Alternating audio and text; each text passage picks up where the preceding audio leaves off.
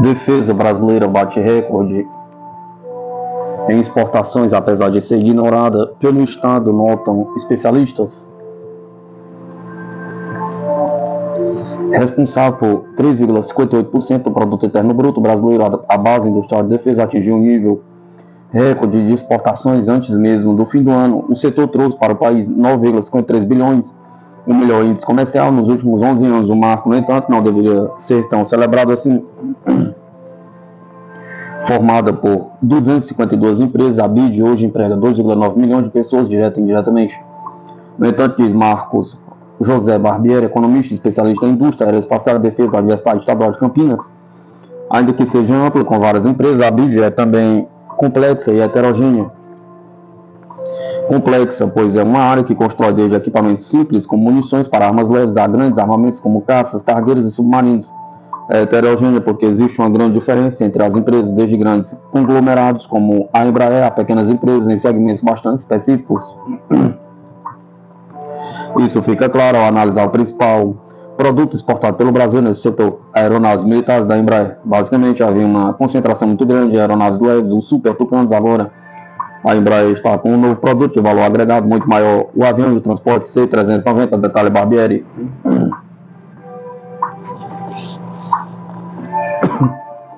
Então não só as exportações brasileiras da área de defesa cresceram por causa disso, mas tendem a se ampliar muito mais.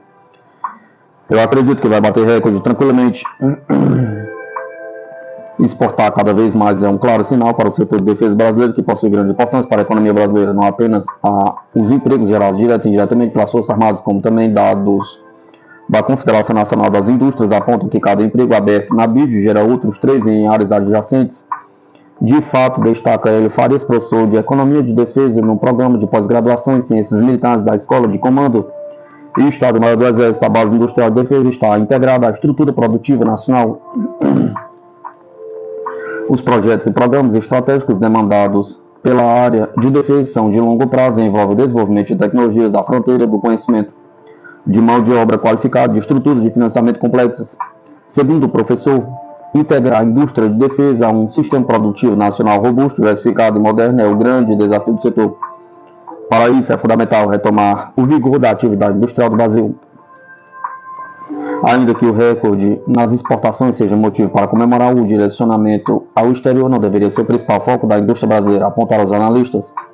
Em qualquer local do mundo, a BID depende do orçamento das compras públicas do próprio país. Esse é o ponto-chave, afirma Barbieri. Isso não é o que acontece por aqui. Cerca de 78% do orçamento das Forças Armadas é destinado a gastos com pessoal, em vez da aquisição e do desenvolvimento de meios. Eduardo Siqueira Brick, professor titular aposentado da Universidade Federal Fluminense, pesquisador do Núcleo de Estudos de Defesa, Inovação, Capacitação e Competitividade Industrial, afirmou a reportagem que analisar a BID pela ótica econômica é um erro. Ela não existe por razões econômicas, ela não existe para gerar empregos. Capacidade militar é um seguro que o país tem para garantir a sua soberania para tomar decisões próprias, se desenvolver a despeito de pressões internacionais. Assim como Barbieri, Brick lembra que a indústria de defesa atua em um mercado monopisônio, isto é, que tem apenas um comprador. Só o Estado que compra, o Estado especifica os equipamentos e os produtos que deseja, não compra produto de prateleira. Ele afirma que esse modelo é estratégico porque a capacidade militar do país tem 2 concursos, sendo um componente a capacidade operacional de combate, que é promovida pelas Forças Armadas, e outra a capacidade logística de defesa ou de indústria e tecnologia de defesa. Ele afirma, no entanto, que Esse segundo componente é proporcionado por um sistema que não são as Forças Armadas, da qual as indústrias estratégicas de defesa e o Instituto de Ciência e Tecnologia voltado especificamente para a defesa fazem parte. Isso deveria ser parte. Isso é responsabilidade do Estado, é o Estado que deve bancar isso. Assim como o Estado banca, as Forças Armadas argumentam. Brick afirma ainda que as exportações são importantes como um instrumento complementar para ajudar a sustentar a BID de um país. Segundo ele, se explica porque países que têm uma BID forte enviam os seus mais altos representantes para tentar vender seus produtos, porque isso ajuda a minorar o custo que esses países têm de sustentar a sua base industrial, afirma o especialista. Segundo o BRIC, quando o Brasil importa produtos de defesa, está sustentando a BID de um possível adversário. Ele acrescenta ainda que exportar produtos de defesa é bom, mas não é o suficiente para sustentar o setor. Isso é um erro estratégico que o Brasil vem cometendo há muito tempo. Portanto, quando o Brasil está exportando, isso é bom para ajudar a sustentar a nossa base industrial, mas isso não é suficiente para garantir que os empresários que eventualmente se interessam por isso venham a investir nas suas instalações industriais, explica. Ele afirma ainda que conflitos ao redor do mundo, como na Ucrânia e em Gaza, mostram a necessidade de ter uma base industrial de defesa independente. Finalmente, as pessoas talvez estejam acordando para a realidade do mundo. Isso certamente pode ser positivo, embora o Brasil seja muito displicente em relação a isso. Ele afirma que é positivo que essas guerras ajudem a perceber que o Brasil precisa de uma capacidade de defesa, mas diz que, infelizmente, isso não está resultando em ações práticas. Fica só no discurso dizer que é importante, mas na prática o que nós estamos vendo é um descréscimo na realidade do seu ambiente de defesa. A própria estratégia nacional de defesa não considera que a base do Estado de defesa é parte do setor de defesa, o que é um erro muito sério, afirma o especialista.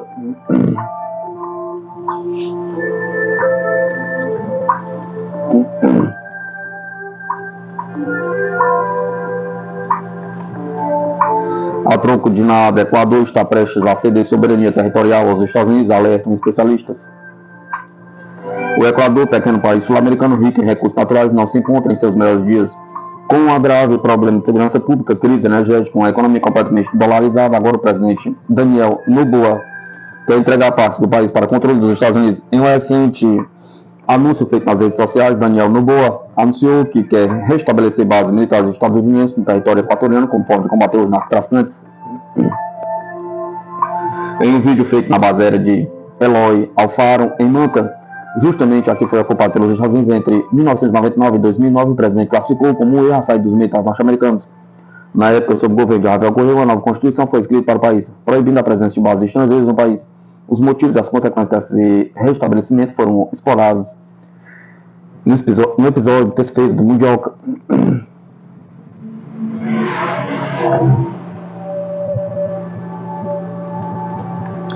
De uma nação tranquila, quando nos últimos anos viu sua taxa de homicídio subir exponencialmente devido à atenção que passou a receber dos narcotraficantes que usam seus postos para transportar cocaína plantada na Colômbia e no Peru.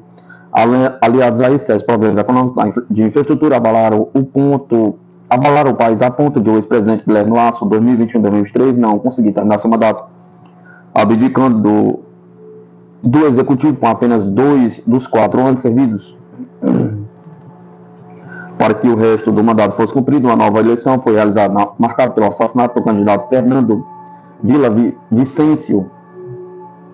Noboa adotou uma posição de enfrentamento à criminalidade que o tirou da retaguarda e garantiu a vitória eleitoral. Dessa forma, ele se tornou o presidente mais jovem da história do país e o terceiro membro de sua família a ocupar a presidência equatoriana.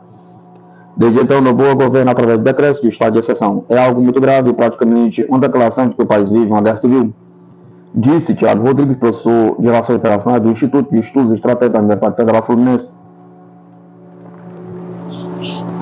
O estado de emergência, traduz Rodrigues, mobiliza todas as capacidades de segurança de um país, além de suspender temporariamente os direitos civis, como habeas corpus e a presunção de inocência.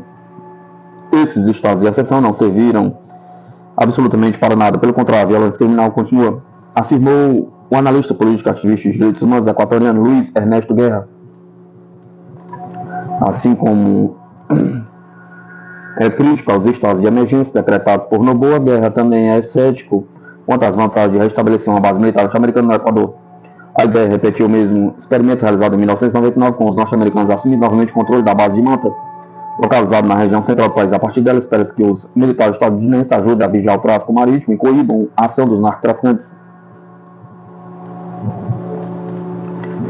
Mas não foi isso que se viu no passado da Segunda Guerra. O controle da base de Manta pelos Estados Unidos não representou nenhum aporte, nenhuma ajuda para o Equador. E ainda se cometeram terríveis violações de direitos humanos. Até agora existem pescadores artesanais que demandam a presença de seus familiares que desapareceram em suas pequenas embarcações. E ao contrário, com a saída da base de Manta, foi possivelmente exercer o melhor controle. Por outro lado, a Colômbia tem pelo menos 7 bases sob cuidado dos Estados Unidos e por lá, tampouco se viu uma redução do narcotráfico. E o plano colombiano significou terríveis violações de direitos humanos jovens denominados falsos positivos no governo do presidente Álvaro Uribe.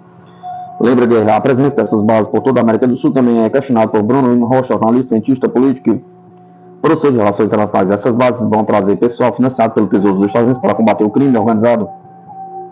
O varejo do crime, o crime avulso no Equador, pergunta, é evidente que isso não vai acontecer. Vai perdoar a dívida do Equador? Pergunta. Não vai. Vai financiar projetos de infraestrutura e energética de que o país está precisando? Pergunta. Não vai. Vai fazer alguma coisa que preste para melhorar a vida das pessoas? Pergunta. Não vai. Então por quê? Pergunta. O questionamento é evidenciado por Rocha ilustra o ceticismo dos especialistas convidados que afirmam que os militares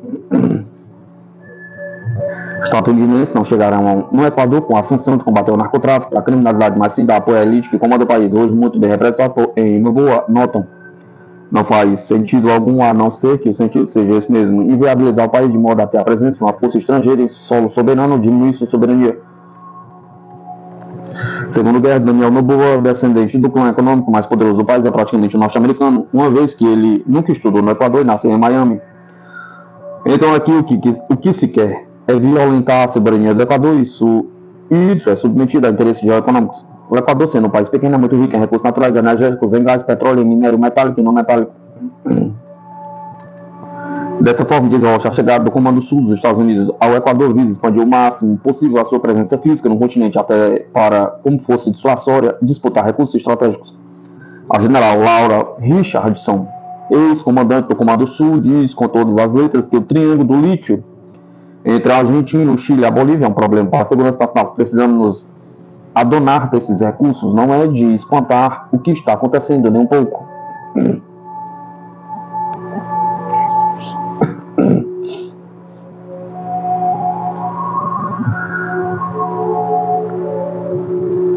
Mídia. União Europeia se prepara para redirecionar bilhões de euros do orçamento para gastos militares. A União Europeia está se preparando para liberar bilhões de euros do orçamento que deveria ser destinado à redução da desigualdade econômica para gastá-lo em defesa e segurança, informou uma mídia inglesa.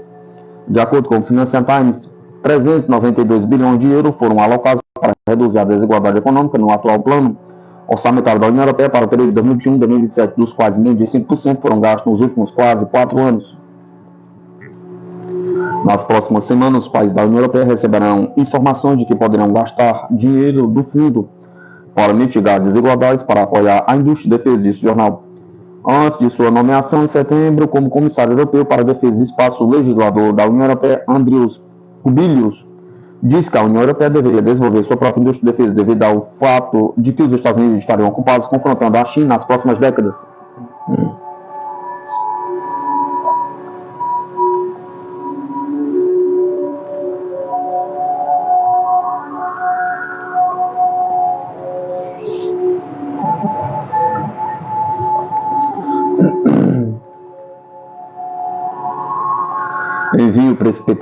Envio precipitado de armas para a Ucrânia resultará em sua rápida destruição, opina analista. Uma remessa apressada de armas dos Estados Unidos para a Ucrânia vai resultar na rápida destruição destes equipamentos, escreveu Lucas Leiroz, analista do Centro de Estudos Geoestratégicos, em um artigo para a Infobrix. A opinião do Leiroz se baseia em várias notícias recentes de que a administração do atual presidente Joe Biden pretende enviar o máximo possível de ajuda para Kiev, temendo que o presidente eleito Donald Trump, que vai tomar posse em 20 de janeiro de 2025, acabe com ela. Porém, a medida que inclui entregas de aproximadamente 500 mísseis antiaéreos do exército dos Estados Unidos para a defesa aérea ucraniana pode ter resultados inesperados. Leiroy citou exemplos em que a inteligência russa conseguiu descobrir a chegada de um lote de armas ocidentais destruídas com ataques aéreos de alta precisão. Ao implementar um plano para a entrega apressada de armas, Washington poderia descurar os pontos críticos relativos à chegada e o armazenamento desses equipamentos, criando uma vulnerabilidade que poderia beneficiar os russos e permitir que eles destruíssem essas armas antes de serem usadas por Kiev, opinou. Mas um problema no fornecimento de armas para a Ucrânia é que os Estados Unidos podem eles próprios enfrentar a escassez se os transferirem em grandes quantidades. Anteriormente, Trump prometeu que seria capaz de chegar a uma solução negociada para o conflito ucraniano. Ele disse várias vezes que poderia resolver o conflito na Ucrânia um dia. O Kremlin respondeu observando que o problema era muito mais complexo para uma solução tão simples. Além disso, Trump criticou repetidamente a vontade dos Estados Unidos em relação ao confronto da Ucrânia e ao próprio Zelensky. Assim, em seus comícios, ele chamou de o maior vendedor da história, que leva 60 milhões com ele cada vez que visita os Estados Unidos.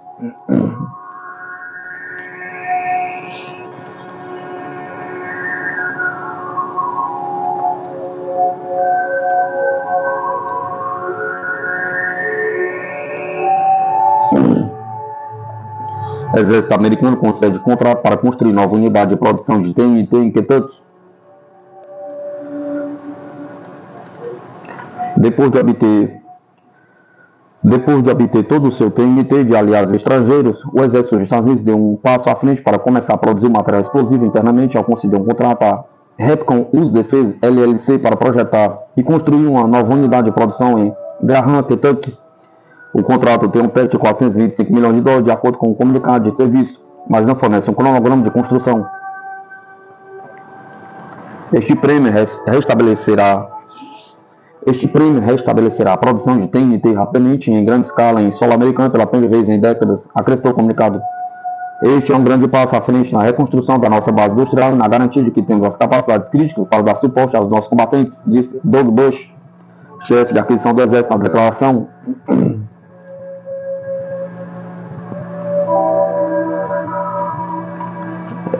Relocalizar a produção de TNT nos dá a capacidade de controlar e proteger nossa cadeia de suprimentos para este componente vital, especialmente em uma era de crescentes desafios globais. O Exército passou vários anos desde o início da guerra na Ucrânia trabalhando para diversificar sua base de fornecedor de projetos de artilharia de 155 mm. A produção dependia anteriormente de componentes críticos de fontes únicas em toda a cadeia de suprimentos. Bush disse no início deste outono que o serviço estava correndo em direção à meta de reforçar todas as principais fontes únicas que fornecem peças ou materiais para munições de 155 mm até o final de 2025 e disse esperar muitas inaugurações entre agora e o final do ano. Os Estados Unidos não produzem TNT domesticamente há décadas e estavam considerando possíveis locais para produzir, incluindo a High-Power Armor Ammunition Plant na Virgínia, disse Bush. Em uma entrevista anterior, ele disse na época que, uma vez que um contrato estivesse em vigor, o plano era construí-lo em 48 meses. Esta nova instalação de última geração é essencial para a missão do JOE, Programa Executive Office for Armaments and Ammunition, de desenvolver, adquirir e colocar em campo munições seguras, confiáveis e letais para nossos combatentes conjuntos e parceiros internacionais, disse o Major-General John Wray. Este projeto também fortalecerá ainda mais a nossa base industrial de defesa, permitindo a produção de munições em velocidade e escala.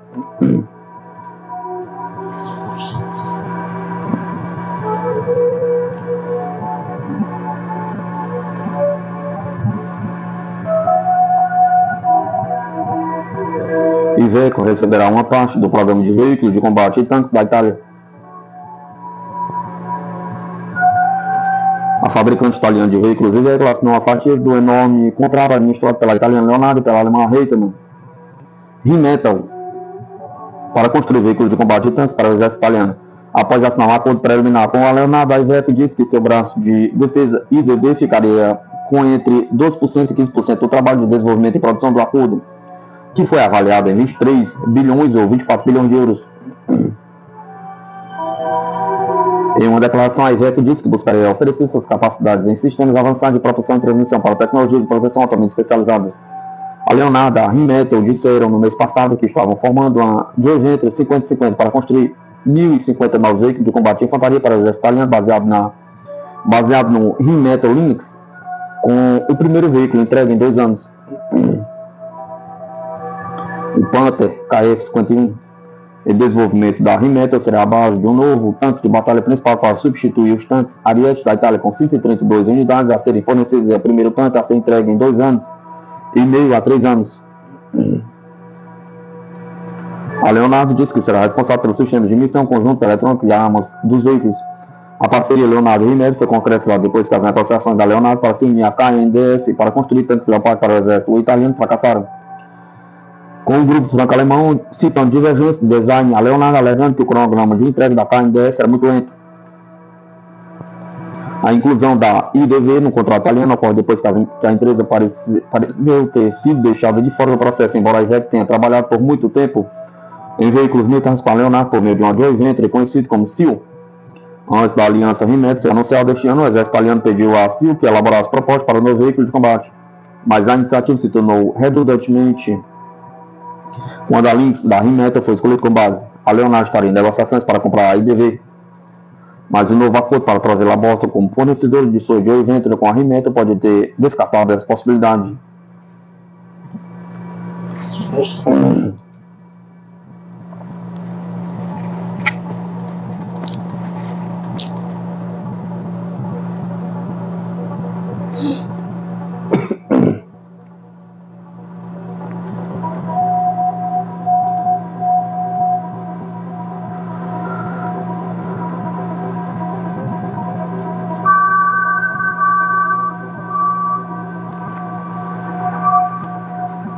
Submarino do fim do mundo furtivo, Kniaz Vladimir, gigante que redefine o poder naval russo. O cenário global está cada vez mais atento às capacidades militares da Rússia, especialmente com a recente inclusão do submarino estratégico balístico Kniaz Vladimir na frota do país. Esse submarino não é apenas um novo membro da Marinha Russa, mas representa um salto significativo em tecnologia militar e poder estratégico. A chegada do Kniaz Vladimir à base de Gadzhievo na península de Kola marca o início de uma nova era para a frota do norte da Rússia com implicações de longo alcance. Para a defesa global, o Kniaz Vladimir é parte da classe Borei de submarinos nucleares, mas se destaca por ser a primeira embarcação da classe aprimorada Boreia. Este modelo atualizado inclui melhorias significativas em furtividade, sistemas de navegação e armamento, tornando-o praticamente invisível aos sistemas de detecção convencionais. A capacidade de operar de forma silenciosa e detectável sublinha sua importância em estratégia de dissuasão nuclear, reforçando a defesa nacional russa em um contexto geopolítico cada vez mais tenso. Além de suas capacidades furtivas, o Kniaz Vladimir é equipado com mísseis balísticos intercontinentais Bulava, que são considerados dos mais avançados do arsenal russo. Cada um desses mísseis pode carregar múltiplos ogivos nucleares capazes de atingir alvos em qualquer parte do mundo. Essa capacidade de destruição em massa coloca o Kniaz Vladimir como um dos ativos mais formidáveis da Marinha Russa, um verdadeiro trunfo em termos de poder de fogo e dissuasão estratégica. Em termos operacionais, o Kniaz Vladimir é projetado para missões de longo alcance com autonomia para realizar patrulhas prolongadas sem necessidade de suporte terrestre. Seu design incorpora tecnologia avançada adicionais sistemas de combate, permitindo detectar e responder a ameaças de maneira eficaz. Com a tripulação também treinada, o submarino pode operar em ambientes hostis, garantindo a segurança das águas territoriais russas e além. A importância do Kniaz Vladimir para a Rússia também se reflete nas cerimônias de boas-vindas realizadas em Gadzhievo, onde líderes militares e políticos destacaram seu papel na defesa nacional. O comandante da Frota Norte, Alexander Moiseev, enfatizou que esta embarcação reforça a segurança global, apesar de esperarem que seu poder de fogo nunca precise ser utilizado. Essa mensagem de força e paz ressoa com a ambição da Rússia de manter sua posição como uma superpotência militar. A entrega do submarino, embora atrasada devido a desafios técnicos, sinaliza a continuidade do investimento russo em sua frota submarina, com mais exemplares da classe Boreia em construção. Esses desenvolvimentos são observados de pé por nações ao redor do mundo, que veem na modernização da frota russa uma potencial mudança no equilíbrio de poder naval. A capacidade da Rússia de proteger forças através de submarinos como Kniaz Vladimir é um lembrete da complexidade das relações internacionais contemporâneas. Dessa forma, a entrada do Kniaz Vladimir na frota russa não é apenas uma atualização tecnológica, mas uma declaração de intenções. Esse submarino representa a inserção entre poder militar e estratégia de segurança, refletindo a postura assertiva da Rússia no cenário internacional. À medida que o mundo observa, Kniaz Vladimir navega não apenas nas águas gélidas do Ártico, mas também nas correntes imprevisíveis da geopolítica global.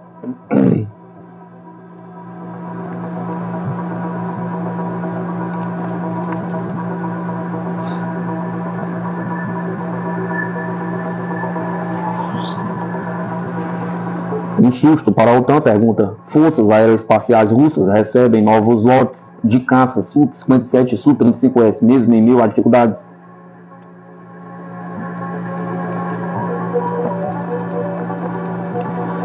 A medida ocorre no contexto de desafios, sobretudo significativos, como as sanções ocidentais e limitações na produção agravadas pela guerra na Ucrânia. Mesmo assim, a UAC anunciou em 12 de novembro de 2024 que entregou novas unidades do Su-57, um caça de geração. Além disso, também foram entregues às Forças Aeroespaciais Russas aviões Su-35S, modelo de geração 4, de quarta geração. O CEO da UAC, Vadim Babeka, destacou que mais lotes de caça serão entregues até o final do ano. No entanto, a quantidade exata de unidades não foi divulgada. Apesar da produção ser afetada pelas sanções, a Rússia segue encontrando maneiras de obter componentes essenciais. Esse esforço inclui até mesmo empresas de fachada e principalmente com a colaboração com a China.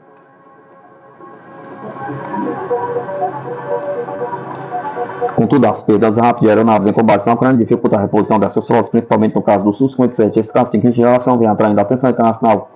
Embora o J-20 chinês receba melhores avaliações nas redes sociais, o esforço da Rússia para recuperar sua frota aérea enquanto lida com as sanções internacionais e o impacto das perdas no conflito com a Ucrânia é um indicativo de sua busca por fortalecer sua posição no cenário militar global. O futuro da produção e do uso desses caças estará intimamente ligado à evolução da guerra na Ucrânia e às dificuldades contínuas da Rússia em lidar com a produção e reposição de aeronaves.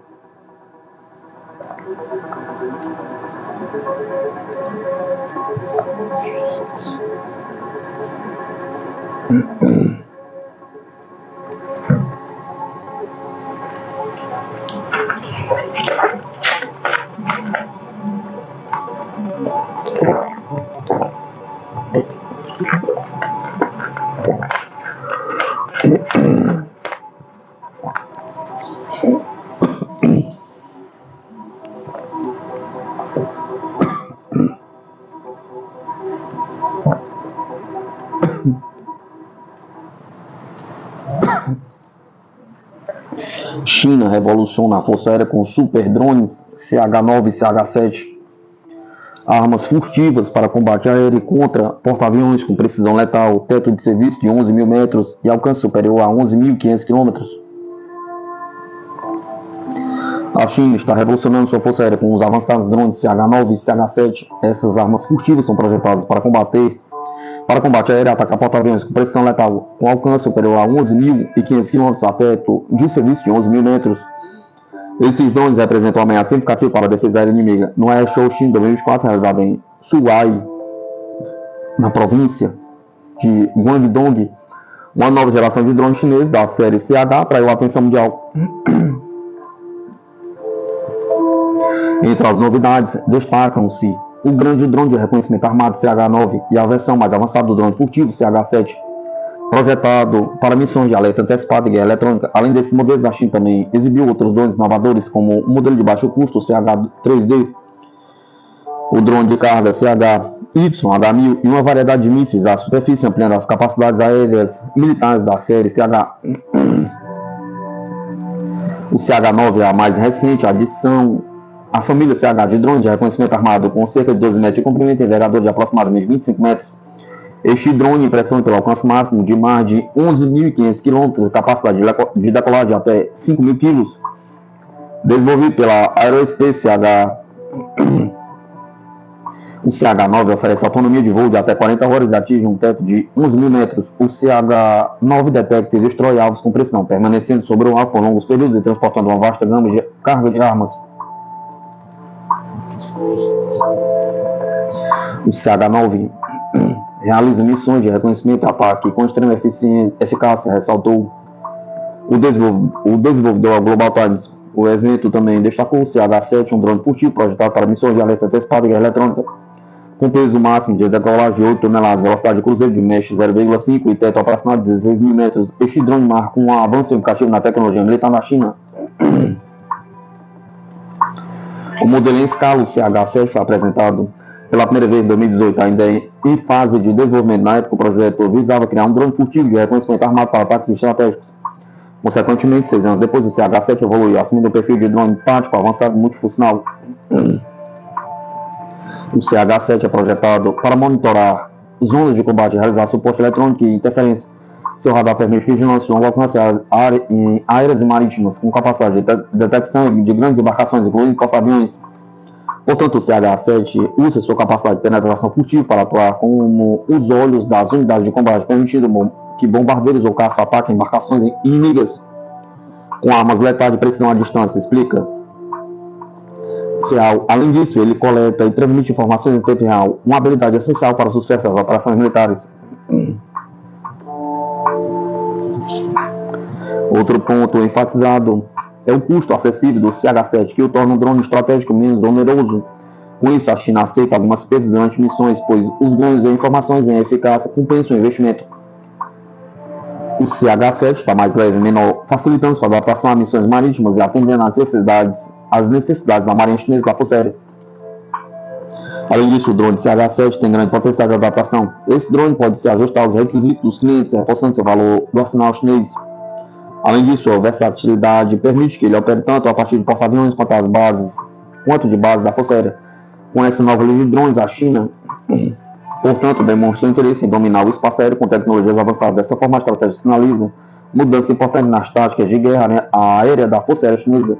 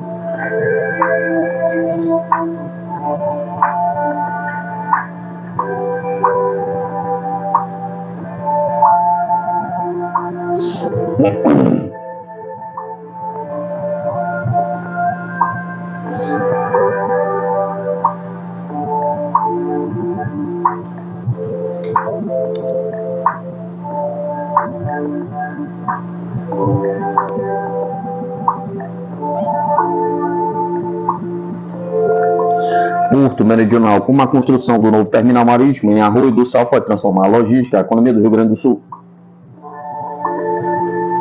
O estado do Rio Grande do Sul está prestes a experimentar uma transformação econômica e logística com o surgimento de um novo terminal marítimo. O projeto Porto Meridional, Porto do Arroio do Sal, será um grande diferencial logístico com capacidade operacional 2 vezes maior que o Porto do Rio Grande, localizado no litoral norte. A proposta é impulsionar o turismo e facilitar importações e exportações para grandes empresas da Serra Gaúcha. O Porto Meridional em Arroio do Sal, Rio Grande do Sul, surgiu em 2017 a partir da ideia de Fernando Carrion, inspirada em estudos do Império sobre um porto em Torres. Em 2018 surgiu novamente a ideia de um novo porto. Em visita à Inglaterra, Carrion constata que Torres tem profundidade ideal para um ancadouro de 18 metros. Com o apoio do senador Luiz Carlos Renzi e empresário da Serra Gaúcha, Fernando Carrion mobilizou a Marinha do Brasil, que confirmou a viabilidade do local para grandes navios. O projeto também contou com o respaldo do então presidente Jair Bolsonaro e do vice-presidente Hamilton Mourão, o que ampliou sua importância e alcance. Rubem Antônio Bizzi, além disso, coordenador do projeto, informou que o investimento inicial para a construção do Porto Meridional será de 1,3 bilhão de dólares, sendo 100% privado, sem recursos públicos. Segundo ele, o apoio do Estado será apenas para homologações e aprovações dos projetos. Em outubro, os ministros Silvio Costa Filho e Paulo Pimenta formalizaram o contrato para início das obras, enquanto Cláudia Dia celebrou uma vitória para todos os gaúchos. Entretanto, a inauguração do Porto Meridional do Rio Grande do Sul gerará 2 mil empregos diretos e 5 mil indiretos, aumentando a competitividade na logística e na economia do Estado, afirmou o ministro Silvio Costa Filho. Consequentemente, o projeto será crucial para o escoamento de granéis sólidos, líquidos e contêineres, consolidando a posição do Rio Grande do Sul no cenário portuário nacional. O senador Luiz Carlos Renzi considera a obra uma oportunidade de desenvolvimento com potenciais benefícios econômicos e estímulo ao turismo. O Porto Meridional responde a desafios logísticos enfrentados por empresas gaúchas que estão distantes dos portos de Santa Catarina e do Porto de Rio Grande, resultando em altos custos de escoamento. Portanto, Rubem Bizzi, do Mob Caxias, afirma que o novo terminal reduzirá a distância para 180 km, proporcionando significativas na economia e logística.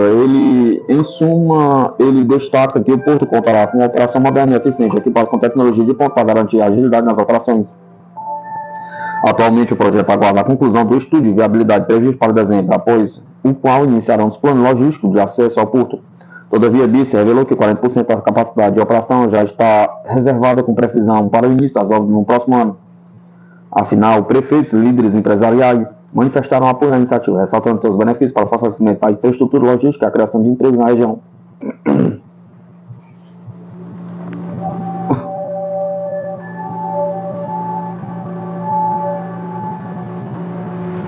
O Porto Meridional deverá atrair empresas e investidores, promovendo o crescimento econômico em Arroio do Sal e nos municípios vizinhos do Rio Grande do Sul. Vinícius Pence destaca como a Serra Gaúcha se beneficiará do setor produtivo e reduzirá custos de transporte, permitindo uma movimentação mais sustentável de cargas. Sônia Beitos e João Silvestre reforçam a relevância do porto, afirmando que sua infraestrutura impulsionará a economia e a logística da região de forma significativa. O projeto Porto Meridional fortalecerá o setor logístico e oferecerá novas perspectivas econômicas, colocando o Rio Grande do Sul em destaque no cenário portuário brasileiro.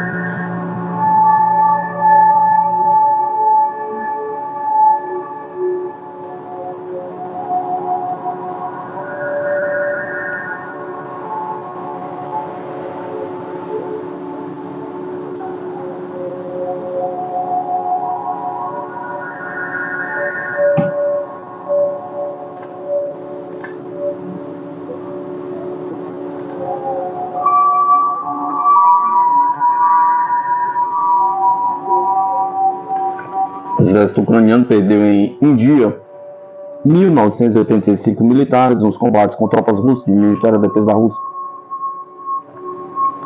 De acordo com o Ministério da Defesa da Rússia, as Forças Armadas da Ucrânia perderam 1.985 militares em 24 horas em toda a linha de frente dos combates com o exército russo. Em particular, o agrupamento de tropas russo Jung melhorou sua posição na linha de frente, repeliu 5 ataques e eliminou até 765 militares do adversário. Destruiu um veículo blindado de transporte pessoal e 2 depósitos de munição. O agrupamento de tropas russo Sérvia Norte, por seu lado, derrotou 4 brigadas ucranianas na direção de Kharkov com as perdas inimigas, atingindo até 60 militares. Na zona operacional do agrupamento Zapad Oeste, os militares russos infligiram danos por fogo a efetivos e equipamentos de 5 brigadas do exército ucraniano, repelindo 3 contra-ataques com as perdas do adversário, totalizando até 470 soldados. Enquanto isso, na área de responsabilidade do agrupamento de tropas Vostok Leste, as unidades ucranianas perderam até 150 militares e um tanque, segundo o Ministério.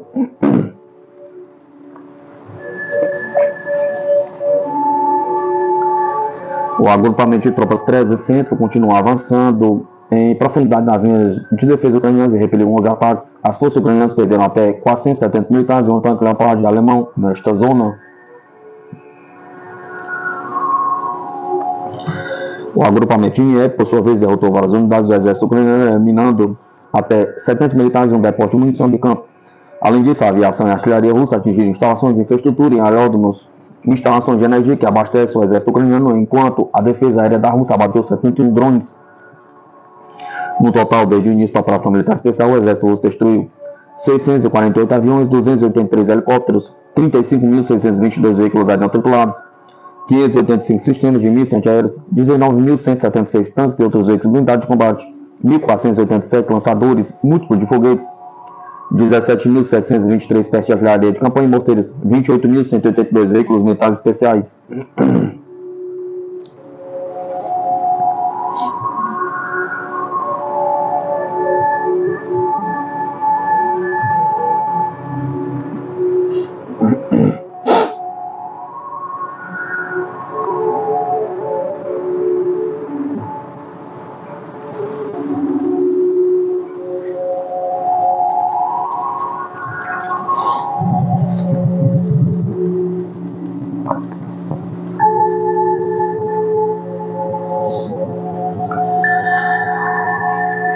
Mídia, caso Boeing nos Estados Unidos é um aviso para o renascimento industrial norte-americano.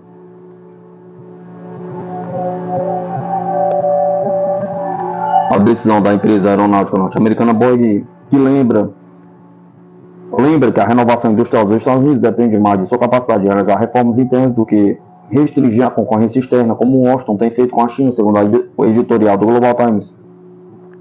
Depois de quase 2 meses de greve no meio de uma grave crise causada em parte por uma série de acidentes que centraram as atenções na fabricação e manutenção dos seus aviões, a empresa Boeing finalmente chegou a um acordo com seus funcionários, acordando, entre outros benefícios, aumento salarial de 38% em 4 anos. De acordo com a editorial do Global Times, é preciso refletir sobre as implicações que este pacto terá em relação ao futuro da indústria transformadora dos Estados Unidos e a hostilidade de Washington para com a China, que tanto caracterizou o primeiro governo de Donald Trump, bem como a administração de Joe Biden. O acordo da Boeing com seus funcionários não é apenas sobre a paz laboral em uma empresa, é um aviso para escolher o caminho certo em direção ao renascimento industrial dos Estados Unidos da América, expressa o editorial. Nesse sentido, o jornal reporta que nos últimos anos ambos os governos têm procurado promover a reindustrialização dos Estados Unidos depois que as políticas neoliberais promovidas tanto por Ronald Reagan como por Bill Clinton e continuado pelos seus sucessores terem devastado a classe trabalhadora do país com o resultado da realocação de um elevado percentual de suas indústrias. Ao mesmo tempo, as políticas externas de Washington em relação à China também têm sido enegadas, baseadas em uma combinação de uma guerra comercial incessante, altas barreiras tarifárias e limitações às exportações de chips. No entanto, a mídia afirma que as mudanças no comércio global não podem ser resolvidas através de muros tarifários ou políticas de contenção dirigidas aos concorrentes estrangeiros para aumentar a produção local, como ficou claro na resolução do conflito entre o fabricante de aeronaves e o seu sindicato. As lutas e os sucessos da Boeing têm sido há muito tempo um barômetro das proezas industriais norte-americanas. Como a maior fabricante de aeronaves comerciais do país, um empreiteiro de defesa crucial, a Boeing personifica o poder industrial dos Estados Unidos da América e os seus desafios atuais. A recente disputa trabalhista contribuiu para as perdas da empresa de mais de 6 bilhões e revelou falhas mais profundas da indústria manufatureira norte-americana. A tensão entre manter salários competitivos, garantir a qualidade do produto e competir globalmente, afirma o artigo. A resolução argumenta que é um raio de esperança para a economia do país e demonstra que a indústria transformadora norte-americana ainda pode proporcionar empregos à classe média, mas também destaca a complexa transformação do comércio global e do novo cenário nacional. Continuar aumentando os salários em vez de aumentar a produtividade apenas atrasará a transformação que a empresa deve empreender. Na verdade, o incidente da Boeing mostra que um antigo caminho para uma empresa ser bem-sucedida e lucrativa já não existe, aponta. Assim, a mídia destaca que é hora de a indústria manufatureira dos Estados Unidos enfrentar seus principais desafios, modernizar as relações trabalhistas, investir no desenvolvimento da força de trabalho, adotar a inovação, mantendo ao mesmo tempo a excelência da manufatura. A mídia indica ainda que o Washington deve se concentrar em políticas que facilitem essa transformação, investindo recursos na educação técnica, no apoio à pesquisa e desenvolvimento e na modernização das infraestruturas.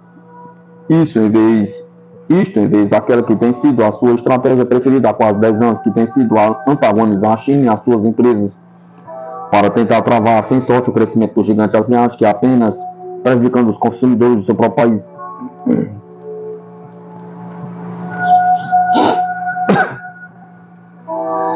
Estas reformas internas e não barreiras externas determinarão se a indústria transformadora norte-americana pode prosperar no século XXI.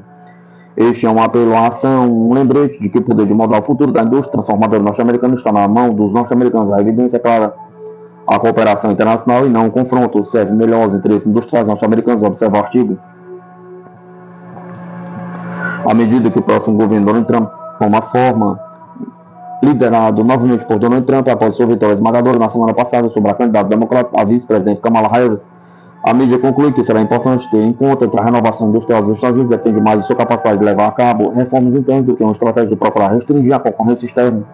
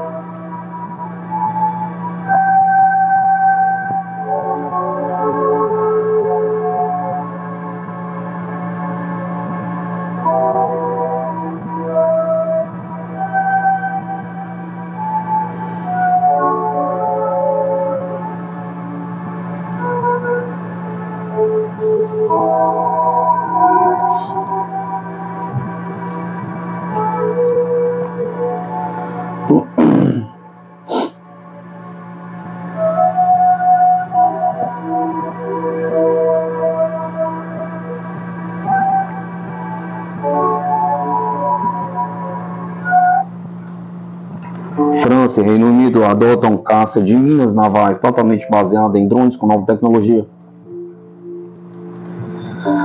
A Thales fornecerá à Marinha Francesa sua primeira versão de produção de um sistema autônomo de caças a minas até o final do ano, como um primeiro passo para uma guerra de minas totalmente remota, com o primeiro sistema para a Marinha Real do Reino Unido chegando no início de 2025, disse a empresa.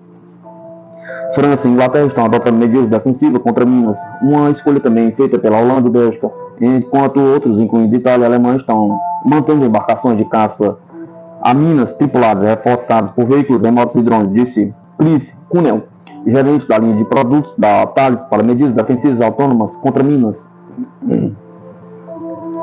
As marinhas estão seguindo uma de duas rotas, disse Cunel, na Feira da Indústria Aeronaval nos arredores de Paris na semana passada. Eles vão para o impasse completo. Inglaterra, França, Bélgica, Holanda e Estados Unidos estão todos seguindo uma rota muito semelhante. Eles querem ter tripulação fora do campo minado. Outras marinhas têm uma filosofia de que continuam a querer ter uma capacidade de caça a minas tripulada. Então essa é uma embarcação que irá para o campo minado. A opção totalmente remota só agora se tornou realmente possível, de acordo com o Cunel. A Thales passou quase 10 anos desenvolvendo o sistema que está entregando para a França e a Inglaterra e começou os testes no mar no final de 2020. Se você olhar para o que a Marinha Italiana está fazendo, se você olhar para a Alemanha, filosofias muito diferentes de Cunel. Da perspectiva da Thales, respeitamos o fato de que as marinhas têm abordagens diferentes. Podemos fornecer uma caixa de ferramentas e um sistema para ambas, depende delas. Os sistemas para a França e a Inglaterra incluem um centro de operações portátil, veículos de superfície não tripulados usando métodos de detecção, incluindo o sonar rebocado e um veículo operado remotamente para neutralizar minas. A funcionalidade autônoma do sistema inclui a implementação e a operação de cargas úteis, bem como a navegação pelos veículos de superfície não tripulados, de acordo com o Cunel. O sonar rebocado fornecido pela Thales usa abertura cinética multi-aspecto, que é muito eficiente operacionalmente na redução de falsos positivos, o que combina com a maturidade do sistema e a arquitetura aberta, torna o sistema Thales o melhor que existe, de acordo com o Cunel. A Thales vê muitas oportunidades de exportação para o sistema, disse o CEO Patrick Caine em uma entrevista na Euronaval. Há muitos países olhando para isso e dizendo: também queremos manter nossos marinheiros seguros, por assim dizer. Ele disse que a empresa está em negociações com potenciais clientes, mas se recusou a fornecer mais detalhes. Como parte do programa, a França está comprando 8 drones subaquáticos autônomos da empresa francesa Exai, equipados com sonar de alta resolução da Thales, como uma opção para adquirir mais 8, disseram as Forças Armadas em um comunicado na quinta-feira à noite. Os primeiros drones devem ser entregues no primeiro semestre de 2028, com 8 drones entregues à Marinha até meados de 2030. Os drones terão 5 metros de comprimento, cerca de 47 centímetros de diâmetro, pesarão 500 kg, terão autonomia de missão de 10 horas e capacidade de mergulhar até 300 metros. O sistema autônomo de caça a minas foi projetado para substituir todos os atuais recursos de guerra de minas da França, incluindo caçadores de minas, embarcações de reboque, de sonar e embarcações de mercúrio, disse o Ministério. A detecção de minas também está evoluindo e a Thales tem feito experiências com detecção a alcance de luz. Lidar para abreviar, para caça de minas de forma análoga à forma como o radar usa ondas eletromagnéticas, o sonar usa a propagação do som. O teste está vinculado ao programa Peregrine da Marinha Real, que tem a Thales trabalhando como fabricante de helicópteros e drones Skiebel para fornecer ao Reino Unido um drone de vigilância naval. As empresas estão buscando novas cargas úteis e capacidade para integrar, incluindo lidar, James Dick, arquiteto de linha de produtos para sistemas de guerra de minas da Thales na Inglaterra. O maior desafio para lidar é aplicar energia suficiente para que haja luz suficiente na coluna de água e, por esse motivo, a Thales está buscando aplicações para detecção de minas em águas relativamente rasas de até 20 metros. O lidar provavelmente não substituirá o sonar e a Thales, por enquanto, vê a tecnologia como complementar. Uma vantagem que a luz pode ser usada para a detecção nas turbulentas camadas superiores do oceano, a camada de bolhas, onde o sonar é menos confiável, pois não funciona no ar. De acordo com Dick, o sonar descobre que é muito difícil viajar através de bolhas. Disse que a Thales está focando em usar LIDAR para a camada de 3 a 5 metros, onde temos desafio com a tecnologia acústica. Uma das razões pelas quais a Thales olhou para o LIDAR, é a ameaça de minas de superfície no Mar Negro, onde as minas se soltaram de suas amarras e estão flutuando. Os países do Mar Negro vão precisar de uma solução para minas à deriva, de acordo com Dick. Eles são realmente difíceis de gerenciar, disse Dick. A solução hoje é uma pessoa com binóculos procurando por eles. Isso não é muito confiável. A empresa está analisando uma gama de sensores para detecção de minas, incluindo eletroópticos, térmicos, infravermelhos de ondas longas e radares milimétricos para uso em plataformas aéreas como drones, mas também em veículos de superfície não tripulados. Dick disse que espera que o líder tenha aplicações subaquáticas complementares e outros métodos de detecção. Não estamos dizendo que um é melhor que o outro, é mais sobre como podemos usá-los para o contexto dado, disse Dick. Se for um dia de baixa visibilidade, a câmera não vai funcionar, mas você vai obter alguma utilidade do lidar e você vai obter alguma utilidade no radar. Então é sobre encontrar o sensor certo para o trabalho. As minas estão começando a ser projetadas com geometrias e materiais que tornam a detecção acústica menos eficaz. E lidar pode ter um papel a desempenhar nisso, assim como tecnologias como magnetômetros quânticos, de acordo com Dick.